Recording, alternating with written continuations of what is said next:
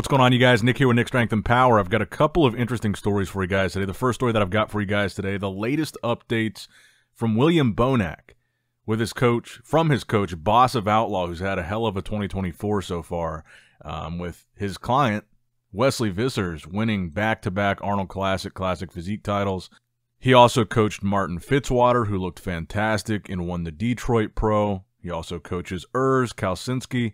The list goes on, but it looks like he's working his magic here with William Bonac, who is 6 weeks out from competing in the Impro Classic in Spain. Now, Bonac has had a little bit of a hiatus here from competing. We did not see him compete at the 2023 Mr. Olympia. A lot of people thought maybe he was going to retire, but from the looks of these updates, Bonac is as good as he's ever been. He looks extremely sharp. He looks like he's back like he never left. I mean, he looks incredible. And I think it's interesting considering the fact that we've had all these new up-and-coming bodybuilders that we've talked so much about. So many guys that we're talking about for the conversation of first call-out at the Olympia. Who's the next top 6 going to be? And Bonac, I don't think he's going anywhere. Based on how good he looks in these updates, I think he's going to be right back in the mix. And remind people, you know, they're counting him out a little bit. He looks incredible in these updates, and it's I think that Impro Classic in Spain is going to be an interesting show. Like I said, I believe Michael Crizzo is also doing that show. But I'm really impressed with these updates. For 6 weeks out, Bonac looks razor sharp. And I'm excited to see him back on stage. I have a feeling he's going to be right back in the mix, qualifying for the Olympia, and then right back in the mix at the Olympia for 2024, even though he's a guy we haven't really talked about as much lately because we haven't seen him in a while, but he looks pretty incredible here. Now, next up in the news, I want to talk about this. There's a lot of speculation going around about Samson Dowda right now, and I think this kind of ties into the Bonac story because Bonac used to also train at Oxygen gyms in Kuwait. So this past week, Samson posted a picture in front of Oxygen Gym in Kuwait. He also posted a series of stories of him training there, and then a couple other pictures of him and his wife kind of visiting, you know, the landmarks there. And then he did post one story where he said he had the gym in the background, and he said, "This is happening." So now a lot of people are speculating that Oxygen Gym is going to be essentially his next coach. That's where he's going to train and prep, like Brandon Curry still does. Possibly with Coach Abdullah. I know that Samson said that 2 weeks ago, he said someone reached out to him from Oxygen Gym that we all know. I'm guessing that was Abdullah because I saw Abdullah on a podcast. I believe it was Dennis James's podcast maybe a month or so ago, saying a lot of very complimentary things about Samson. And to be honest with you guys, I don't think this is confirmed that this is what Samson is going to be doing. I think right now Samson is just there visiting and checking it out. Obviously, he wouldn't be starting a prep this early for the Olympia. He's already qualified, and he's not doing another show. And he's coming back in like a week to the States for the Pittsburgh Pro guest posing. So I think he's just visiting, and I think maybe a lot of this got blown out of proportion because really the only confirming thing he said was, "This is happening," and then he trained there.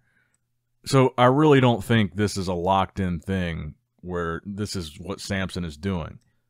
And I kind of hope it's not because I think it's a bad idea. I mean, Oxygen Gym, aside from Brandon Curry and Abdullah, they haven't really been as involved with prepping top pros like they used to be.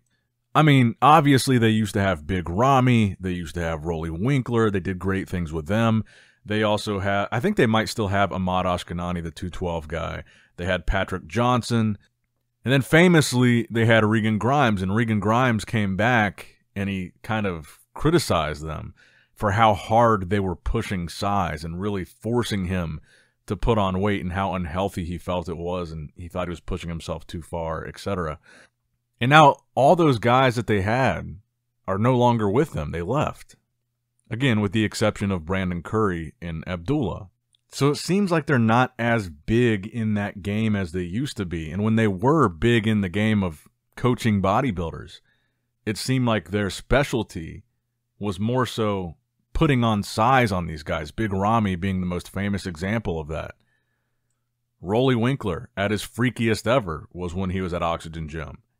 Regan Grimes came back and said they forced him to his heaviest weight of all time.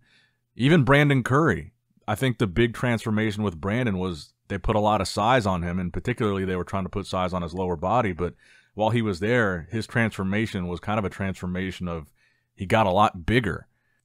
So I say all that to say, I clearly don't think that that's what Samson needs. I think we all agree Samson has plenty of size. His focus, I think we all would agree, needs to be conditioning.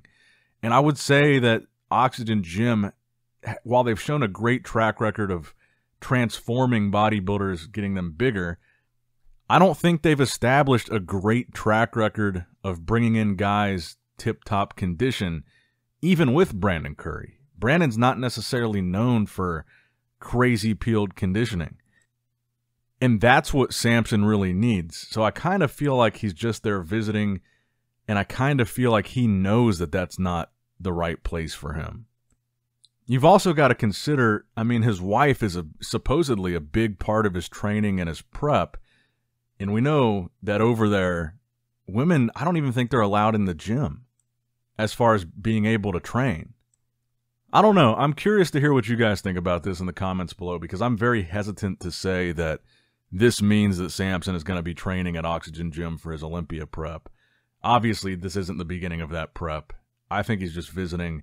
I think Abdullah probably invited him. Maybe Abdullah did pitch the coaching idea. But Samson himself said when he left Milos, he wasn't going to be rushing into a new situation as far as coaching is concerned.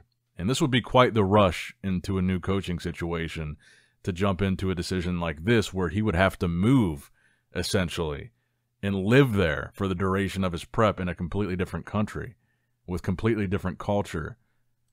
Personally, I think he's just visiting, and I'm very hesitant to say that this is going to be his new situation. And if it is, I really don't think it's going to be the best move for him.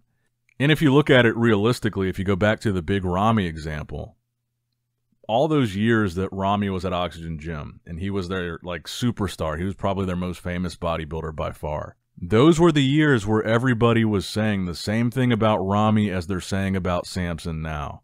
He's got plenty of size. He needs to come in shredded. And all those years that Ramy was at Oxygen, he was like unable to do that. Those were the years that people kept saying, we know you're big. Your name's Big Ramy. We want to see you shredded. And again, I don't want to totally bash Oxygen Gym because obviously they've had a semi-good track record. It's kind of a mixed bag. I mean, there were a couple years in there with Ramy where he looked really good. Obviously, they did great things with transforming Brandon's physique to getting him to win an Olympia title. And they did a great job with Rolly, too. That was when Rolly fixed his midsection issue, was when he was at Oxygen, but still was able to get seemingly even bigger. So they have had some good results. I'm just saying it seems like an odd fit for Samson in particular. And like I said, I do kind of feel like they've backed off a little bit with prepping the top guys. It just doesn't seem like they're as deeply involved as they used to be. Now, next up in the news, we got a recent physique update from Urs Kalecinski, looking pretty big in this posing video, and you can see that reflected in the comment section. A lot of fans commenting saying they think he should go to Open. And it was last year's offseason, before the Olympia, that he got up to, I believe it was 275 pounds, which is obviously way above and beyond his weight limit for classic physique. But he is a taller guy for a bodybuilder. He's probably between 5'11 and 6 foot. But I thought this was relevant, especially since in the last video we discussed Terrence calling out Urs. And also, I guess, effectively calling out Wesley, too, because in that call-out, Terrence left a comment. It was about a post that said Urs says he's going to be the threat to Chris this year. That was essentially what it said. And then Terrence's response was saying, well, you just lost to a guy that took 7th, Wesley, at last year's Olympia at the Arnold Classic. How can you say you're going to be challenging for the title at the Olympia this year? Which I think is a fair point. And I think it kind of begs the question, would Urs be better suited in men's open bodybuilding? Is there a possibility that when you've got a guy that's, 275 in the offseason trying to get down to, what I believe, like 230 for Classic? So yeah, let's say even if he's 6 foot, so the weight limit up to and including 6 foot tall is 227 pounds. So if he was 275, maybe he was even more than that in the offseason last year. That's a 50-pound weight cut to make his weight limit. So I kind of wonder for a guy like Urs, if a cut that drastic, and I kind of don't even wonder this, it's pretty much what it is. Because when he put on all that size, it's not like he was getting fat. He was still in relatively good condition. So I feel like a lot of that progress when you're cutting 50 pounds to make weight, you lose it by the time you get back on stage. And I feel like that's why with Urs, you still see some of these gaps in his physique, like his arms. His arms need to come up, and they've come up a little bit, but you still see like these areas that he's not really able to bring up, and I wonder if the weight limit is hindering that, because if he's like ballooning up to 275 in the offseason, cutting back down 50 pounds to compete, that's got to be just damaging his gains. So maybe the argument for open bodybuilding is a good one, because again, I don't think he looked out of shape when he was 275. And even in this video, he's probably significantly heavier than he was on stage. I bet he's 250 plus in this video. Still got striated glutes. I mean, it's not like the guy's not in shape. I think he would do well in open bodybuilding. He'd probably be able to progress because he's not hindered by that weight limit. But let me know what you guys think in the comments down below. Now, the final story that I've got for you guys today, the latest update from Tonio Burton. This would put him almost exactly 2 weeks out from the New York Pro, where he's going to have to face off against Nick Walker, Angel Calderone, Martin Fitzwater, Quint Beastwood, the list goes on. Looking to improve upon that second-place finish at the Arnold Classic South America, and also looking to defend his 2023 New York Pro title, and also qualify for the 2024 Mr. Olympia. Now, I think he looks pretty sharp and pretty dangerous here, but I think Nick Walker is going to be very tough to beat based on what we saw from Nick recently. And maybe this could still end up being the Nick and Tonio show. It could be them in the top two. That could totally happen, even though we've got all these new names added to the list that are really great bodybuilders, really competitive, show-winning guys. Tonio has really impressed me this year, and maybe even with all these additions, maybe he still is the guy to battle with Nick for that top two spot, because he looks really impressive here. But let me know what you guys think in the comments down below. Make sure you like the video, subscribe to the channel, click that bell notification icon, and as always, I love you guys, appreciate you guys. Nick Strength and Power signing out. All right, guys, don't forget to click that like button and subscribe to this channel if you enjoy the content. Also, check out my Instagram at Nick Strength Power. My Facebook page, which is simply Nick Strength and Power. My secondary YouTube channel, Nick Strength and Vlogs, for vlogs and bonus content that you will not see on this channel. And consider subscribing to my third YouTube channel, Nick Strength and Pokemon, which is all things Pokemon and trading card games, completely unrelated to this channel. So if you're into that, give that one a look. And all links to merchandise and social media will be in the description box below. If you guys want a Nick Strength and Power t-shirt, that will be in the Shopify link below. Have a great day.